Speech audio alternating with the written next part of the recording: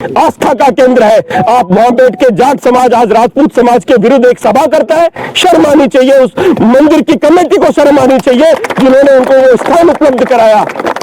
इस मूर्ति को हाथ लगाने से पहले 100 बार सोच लेना, क्योंकि ये मूर्ति सुरेंद्र सिंह ने नहीं लगाई है, छाती ठोक के कह रहा हूं समाज ने लगाई है। और समाज की मूर्ति पे हाथ आई तो ये समस्त समाज जवाब देगा। सुरेंद्र सिंह हो सकता है अकेला हो, लेकिन मैं अपनी बातों पे, अपने सिद्धांतों पे अटल हूं। इसके लिए मुझे जेल भी जाना पड़े तो मैं तैयार हूं, लेकिन इस समाज के लिए मैं जीवित रहूंगा और ये लड़ाइयां लड़ता रहूंगा। मुझे आंख दिखाकर कोई राजनीतिक समझौता करवाना चाहे तो मैं कल भी तैयार नहीं था और आज भी तैयार नहीं हूं। आज मैं उनसे ये सवाल पूछता हूं कि उनके परिवार से कितने लोग यहाँ जात जड़ूले चढ़ाने के लिए इस सामी गांव की पहाड़ी पे आए हैं। मैंने जो कार्य किया है वो पूर्णतः लोकतंत्र की परिभाषा के अनुरूप किया है। हो सकता है आपकी पहुंच बड़ी हो सकता है आपकी जानकारियां अधिक हो, लेकिन ये कॉन्फ्रेंस की गई है, ये कॉन्फ्रेंस तेजा सेना के बैनर तले की गई है। मुझे तो बड़ा अचंभा हुआ ये आज सारी चीज़ें देख के और सुन के कि मेरे जो अभिभावक हैं, जो पार्टी में मेरे बड़े हैं, चाहे वो हरिराम जी हैं, चाहे मेरे गुरुजी हैं श्री आदरणीय हरिराम जी और अपने BL रणवा जी साहब, आप दोनों मेरे लिए आदरणीय हैं, मेरे अभिभावक हैं इस क्षेत्र में। आपको एक बैनर की आवश्यकता पड़ रही है, तेजा सेना के बैनर की। मुझे बड़ी हैरानी हुई इस चीज़ की, क्योंकि आप मेरे बड़े हैं, आप चाहते तो मेरे पास यहाँ घर पे आके या मुझे अपने घर पे बुला के एक समझौते की बात कर सकते थे कि इसको इस तरीके से डाइल्यूट करके इस मैटर को ख़त्म किया जाए, लेकिन तेजा सेना का बैनर उन्हें लेना पड़ा। ये मेरे लिए बड़ी अफसोसजनक बात है, क्योंकि मेरे पास भी समाज के बड़े बड़े संगठनों के फ़ोन आ रहे हैं, कई सेनाएं हैं, कई संघ हैं, कई संगठन हैं, लेकिन मैंने सबको मना किया कि ये हमारे गाँव का व्यक्तिगत मामला है, हम इसे बैठ के स्वयं सुलझा लेंगे। लेकिन आज किसी संगठन के बैनर तले मेरे बड़े अभिभावक को बैठना पड़ा, ये मेरे लिए थोड़ी सी कमजोरी वाली मुझे उनके लिए बात दिखी। बात आती है उनके इस वक्तव्य की कि हम लोगों ने यहाँ पर नहीं आए या हमारा कोई समझौता नहीं हुआ, तो मैं इसे सिरे से नकारता हूँ। सोशल मीडिया पे उनकी वीडियो क्लिप्स वायरल हैं, आप खुद जाके उनके पेजेस पे देख सकते हैं या उनके समर्थकों के पेजेस पे देख सकते हैं। वो पिछले 3 महीने में यहाँ पे लगभग 4 बार आ चुके हैं और चारों बार के वीडियोस लाइव वायरल हो चुके हैं। इसलिए मुझे ये कहने की कतई कोई आवश्यकता नहीं है कि उन्होंने क्या बताया और क्या नहीं बताया। हाँ, अगर मैं अकेला उनसे ये समझौता करता तो हो सकता है कि आप मुझे झूठा साबित कर देते, लेकिन साहब आप शायद ये बात भूल गए कि जिस दिन आप इस समझौते की बात कर रहे थे उस दिन मेरे गांव के ये 5 मौजूद व्यक्ति भी वहीं मौजूद थे। इनकी उम्र 50 साल से ऊपर है साहब, तो मैं आपसे निवेदन करता हूं कि ये 50 साल के व्यक्ति शायद झूठ तो नहीं बोलेंगे। और इन्होंने जो बात कही थी ये बड़े माध्य की बात है कि आप यहाँ पधारे थे और आप जब अक्टूबर महीने में यहाँ आए थे तब आपने स्वयं ये कहा था कि हम दोनों भाई आज पहली बार इस सामी की धरती पर आए हैं और इसके लिए सुरेंद्र सिंह जी का हम धन्यवाद देते हैं। ये हमारे समाज के जामवंत हैं जिन्होंने हमें जगाया है। हमें तो पता ही नहीं था कि हमारे रणवा परिवार की यहाँ पर कुछ पुराने यहाँ पे इतिहास भी है क्या। तो जो व्यक्ति अपने जीवन के 60-65 वर्ष पूर्ण करने के बाद में पहली बार हमारे गांव की पहाड़ी पे आए हों और बाद में उनको ये जानकारी मिली हो, तो मुझे ऐसा नहीं लगता इतने शिक्षित व्यक्तियों को भी अपने इतिहास की जानकारी 65 वर्ष की आयु पूर्ण करने के बाद हुई होगी। और आज मैं उनसे ये सवाल पूछता हूं कि उनके परिवार से कितने लोग यहाँ जात जड़ूले चढ़ाने के लिए इस सामी गांव की पहाड़ी पे आए हैं। हमारे यहाँ जो रणवा परिवार है, एक रणवा परिवार सामी में है, अगर उसने भी अपने जीवन में कभी यहाँ जात जड़ूले चढ़ाए हो तो इस पूरे गांव के 5000 लोगों से पूछ लीजिए। ऐसी कहानियां, ये बातें, मैं सम्मान करता हूं इतिहास का, मैं खुद हर इतिहास की बात को एक एक करके आपके सामने रख सकता हूं और मैंने ही उन्हें सारी बातों की बताई थी। इसके लिए मैं खुद वापस आपको कह रहा हूं, बिल्कुल मैंने उन्हें जानकारी दी थी, क्योंकि मुझे जो अपने लोगों से जानकारी मिली, मुझे जो किताबों से जानकारी मिली, मैंने उन्हें साझा की, क्योंकि मैं अपने गांव के टूरिज्म को बढ़ाना चाहता हूं। इसलिए मैंने उन्हें बताया कि आप यहाँ से, इस गांव से कि बहुत प्रकार के समाजों का, बहुत प्रकार की गोत्रों का यहाँ से निकास हुआ है, इसमें कोई बुराई नहीं है। और वो आज जैसे मान लेते हैं कि जो शेखावत वंश है वो अगर मान लीजिए कि खंडेला से निकला है या आज से 2000 वर्ष पहले वो कन्नौज से आए हैं, तो आज क्या वो कन्नौज में जाके वापस वहाँ कह सकते हैं कि आप खाली करो कन्नौज को, ये तो हमारा है? साहब ये जो बातें होती है वो ऐतिहासिक बातें इतिहास को जीवित रख के प्रेरणा लेके आगे बढ़ने के लिए होती है, ना कि अपना कब्जा या दावा करने के लिए। मैं आपसे हाथ जोड़ के निवेदन करता हूं, इन बातों में कुछ नहीं रखा है। इतिहास की दृष्टि से अगर आप देखेंगे तो हम आपके साथ हैं, लेकिन आप पॉलिटिकल पावर दिखा के अगर हमें यह दिखाना चाहते हैं कि इस गांव पे कब्जा कर लेंगे तो ये सुरेंद्र सिंह कभी होने नहीं देगा। आपका जो मान सम्मान है वो इसलिए है क्योंकि आप हमारे घर के बड़े हैं, अभिभावक हैं। मैं हाथ जोड़ के आपसे विनम्र निवेदन करता हूं, मेरे गांव में राजनीति का अखाड़ा मत बनाइए। हम यहाँ जो लोग बैठे हैं, हमें हमारे हिसाब से इस गांव के अंदर अपना जीवन जीने दीजिए, इसे राजनीतिक अखाड़ा मत बनाइए। मेरे गांव से आज आपको मैं बताना चाहता हूं, इस प्रेस कॉन्फ्रेंस जिसकी आगाज सोशल मीडिया पे ऐसे किया गया था जैसे 10, 20, 50 हजार लोग आएंगे, वहां मुश्किल से 200 लोग पहुंचे थे और उन 200-300 लोगों में से मेरे हिसाब से जहां तक मुझे जानकारी मिली है मात्र 13 लोग हमारे गांव से गए थे। 5000 की आबादी है माननीय सामी गांव की। 5000 की आबादी में से अगर 13 लोग आपकी इस मीटिंग में जाते हैं तो बहुमत और लोकतंत्र की परिभाषा मुझे बताने की किसी को आवश्यकता नहीं है। और मैंने जो कार्य किया है वो पूर्णतः लोकतंत्र की परिभाषा के अनुरूप किया है। हो सकता है आपकी पहुंच बड़ी हो सकता है आपकी जानकारियां अधिक हो, लेकिन मैं अपनी बातों पे, अपने सिद्धांतों पे अटल हूं। इसके लिए मुझे जेल भी जाना पड़े तो मैं तैयार हूं, लेकिन इस समाज के लिए मैं जीवित रहूंगा और ये लड़ाइयां लड़ता रहूंगा। हो सकता है आपका समाज ज्यादा शक्तिशाली होगा या उनके पास तेजा सेना जैसे बड़े संगठन होंगे, लेकिन मेरे समाज के पास भी ऐसे बहुत बड़े संगठन है। लेकिन इस राजनीतिक अखाड़ा बना के मैं मेरे गांव को जातिवाद के जहर में नहीं घोल सकता। इसलिए आपसे आज निवेदन कर रहा हूं, हमें हमारे जीवन में शांति से जीने दीजिए। आप सीकर और जयपुर वाले तो कल चले जाएंगे साहब ये प्रेस कॉन्फ्रेंस करके, लेकिन हमें सबको यहाँ इसी जाजम पे, इसी गांव के चौपाल में जीवन काटना है। आप चले जाएंगे लेकिन आपकी ये बातें हमारे दिलों में टीस बनकर रह जाएगी। आज भी मेरे गांव का हरिजन परिवार, मेघवाल परिवार, मेरे गांव का सुनार, लोहार, सुतार परिवार आज एक जाजम पे, एक चौक में बैठ के एक साथ हताई करते हैं साहब। लेकिन आपकी ये फैलाई हुई द्वेषता हम सबको अलग अलग घेरों में बांट रही है। हमें गुटों में बांटिए मत, हम अपनी जगह सही है। आपकी पार्टियां, आपको मुबारक हो। हमें राजनीति से दूर रखिए और हमारे गांव में हमें आराम से जीने दीजिए। आपकी जो सारी बातें हैं, आप एक प्रेस कॉन्फ्रेंस में ये कहते हैं कि वो मूर्ति को उतार लिया जाए और उसे अन्य जगह पे रख दिया जाए, तो साहब ऐसी गलती कर मत देना। इस मूर्ति को हाथ लगाने से पहले 100 बार सोच लेना, क्योंकि ये मूर्ति सुरेंद्र सिंह ने नहीं लगाई है। छाती ठोक के कह रहा हूं, समाज ने लगाई है और समाज की मूर्ति पे हाथ आई तो ये समस्त समाज जवाब देगा। सुरेंद्र सिंह हो सकता है अकेला हो, लेकिन समाज की ताकत अकेली नहीं है। बहुत बड़ा इस राजस्थान का, इस हिंदुस्तान का समाज इस मूर्ति के पीछे खड़ा है। और आप जिस तरह का वक्तव्य देके वहां से गए हैं, सफाई देना आसान है साहब, काम करना बहुत मुश्किल है। ये जमीन पार्क के रूप में कटाई गई थी, इस बात का आप भी समर्थन करते हैं, मैं भी समर्थन करता हूं। तो मैंने जो कार्य किया है वो पार्क कटाने का कार्य किया है। अब उसके अंदर अगर 400 साल पुराना कोई शेखा जी का देवरा है तो उस देवरे पे मूर्ति लगाना समाज की जिम्मेदारी थी और समाज ने लगाई है। हमने इस मूर्ति को, अकेला कोई सुरेंद्र सिंह की मूर्ति नहीं है, इस धोद के एक एक घर से 100-100 रुपए का चंदा लेके लगाई गई चीज है। और इस धोद के एक एक घर को जवाब देना पड़ेगा इन्हें आने वाले समय में। इन नेताओं को जो आज ये प्रेस कॉन्फ्रेंस कर रहे हैं, अगर मूर्ति पे आंच आई तो इसका जवाब ये जनता देगी आने वाले समय में।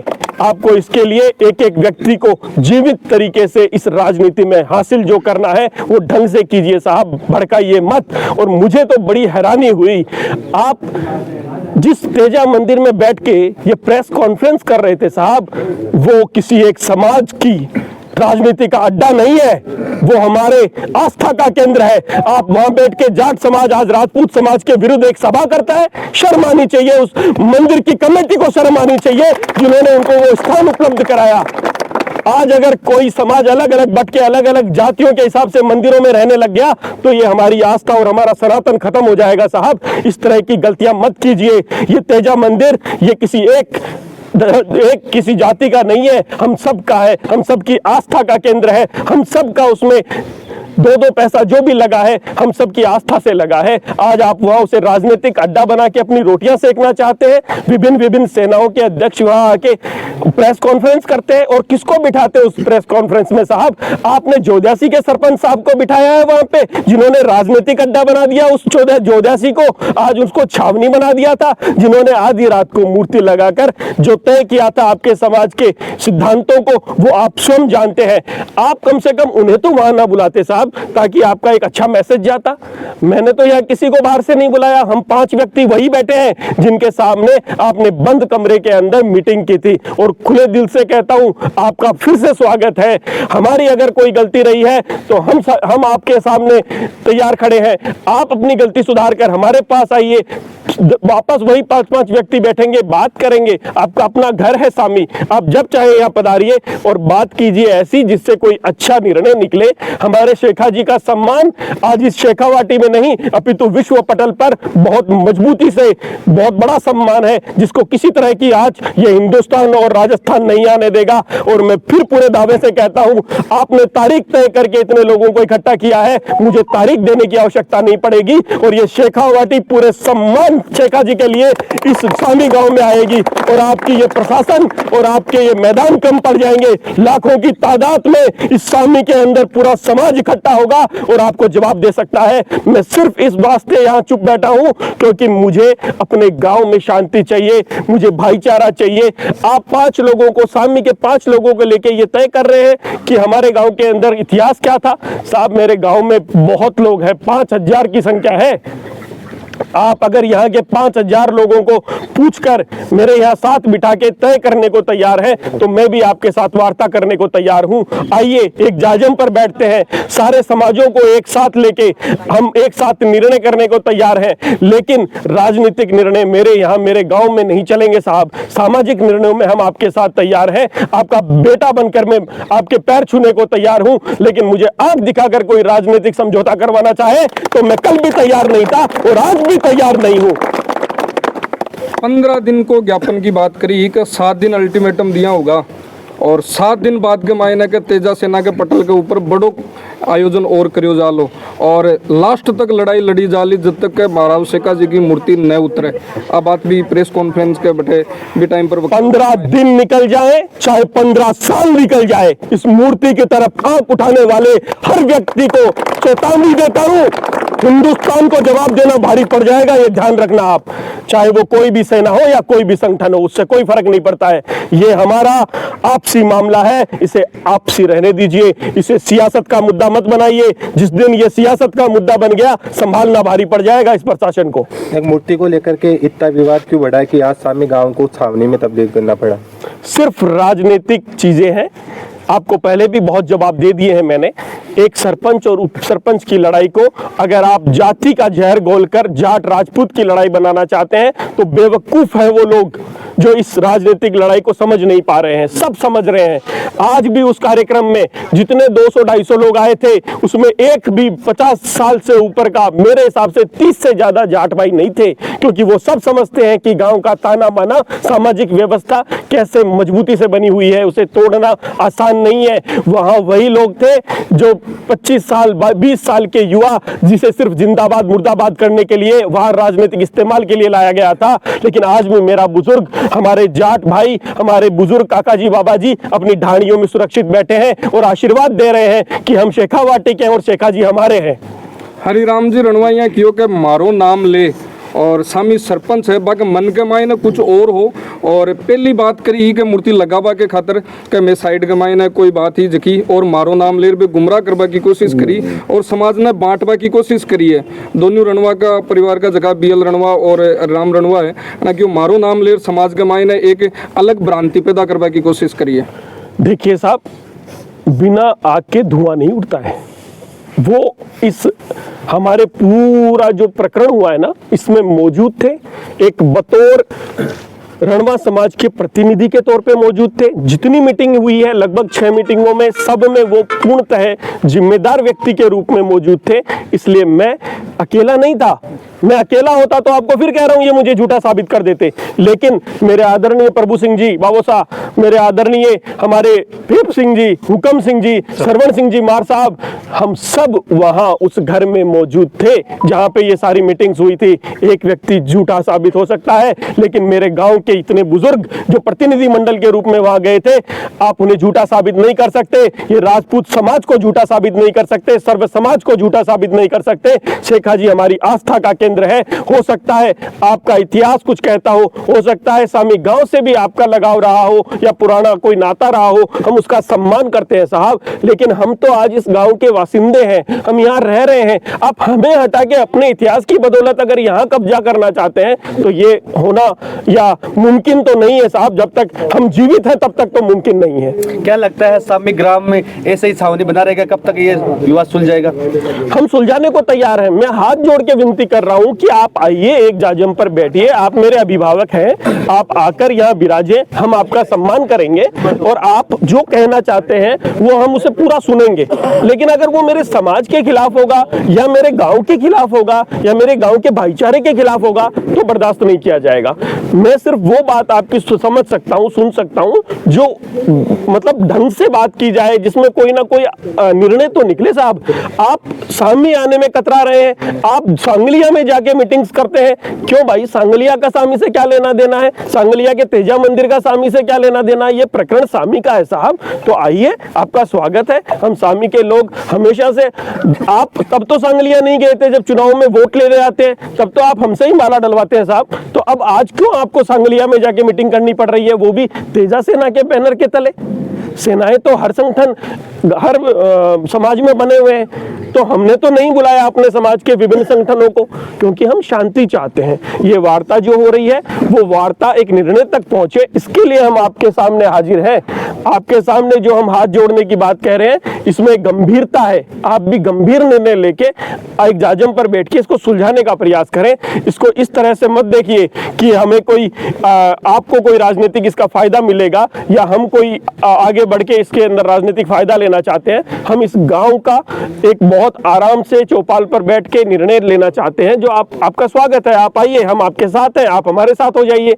आपने हम पे आरोप लगाया है साहब कि शेखा जी की मूर्ति हमने अवैध तरीके से लगा दी।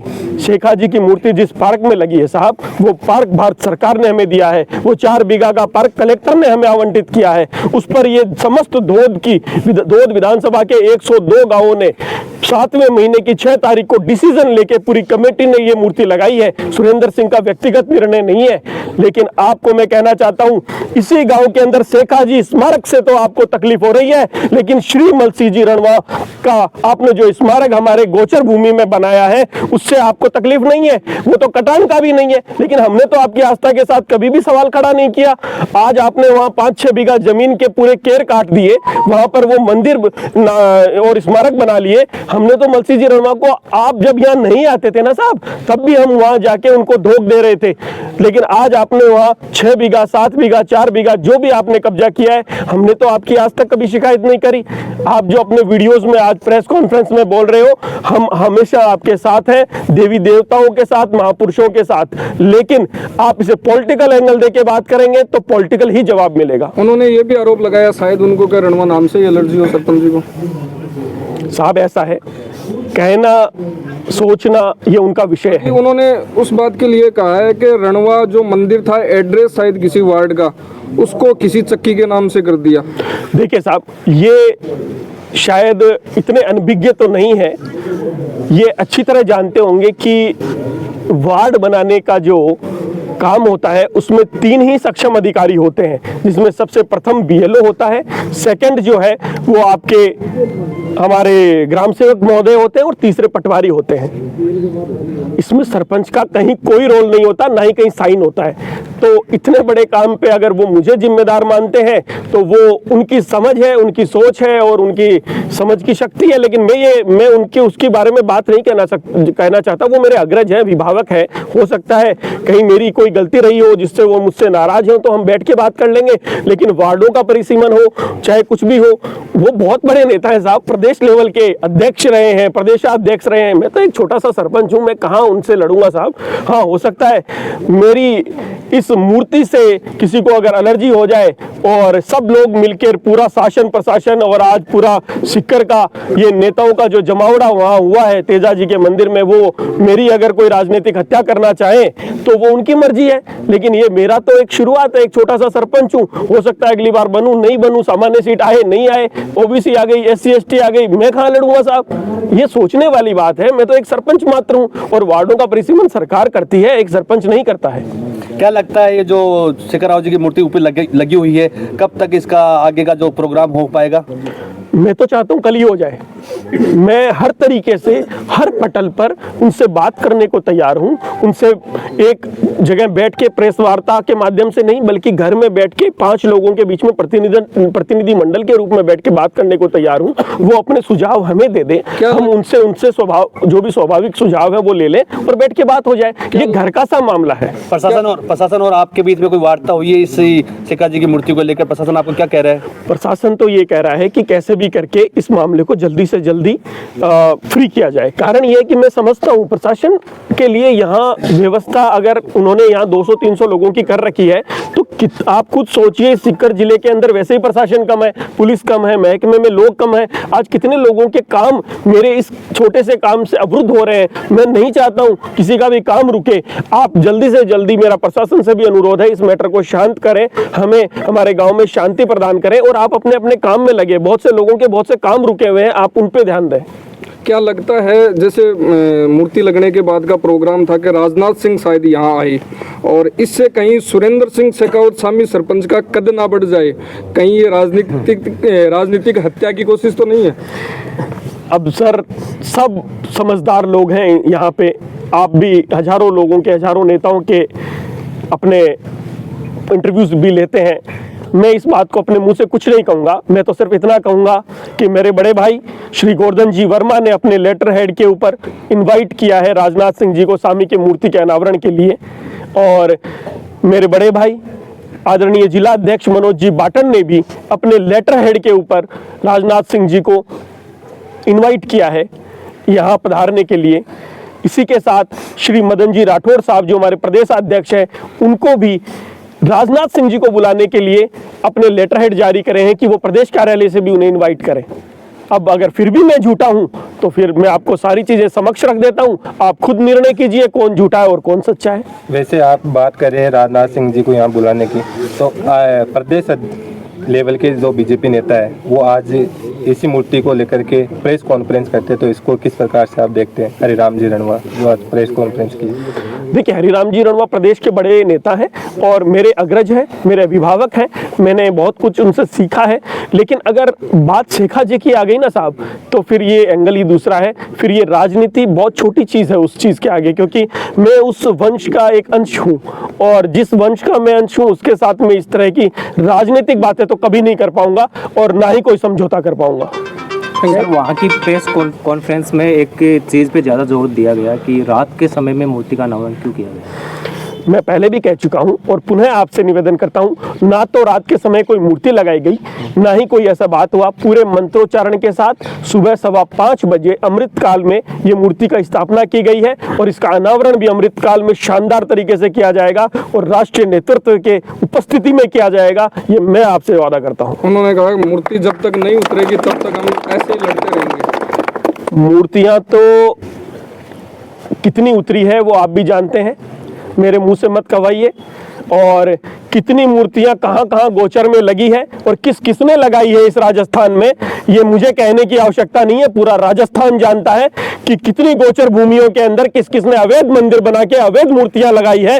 तो ये अगर आज सुप्रीम कोर्ट या हमारा हाई कोर्ट या आदेश दे दे तो पता नहीं क्या हो जाएगा और क्या बखेड़ा हो जाएगा। जो आज ज्ञान दे रहे हैं वही फंस जाएंगे। Thank you. धन्यवाद।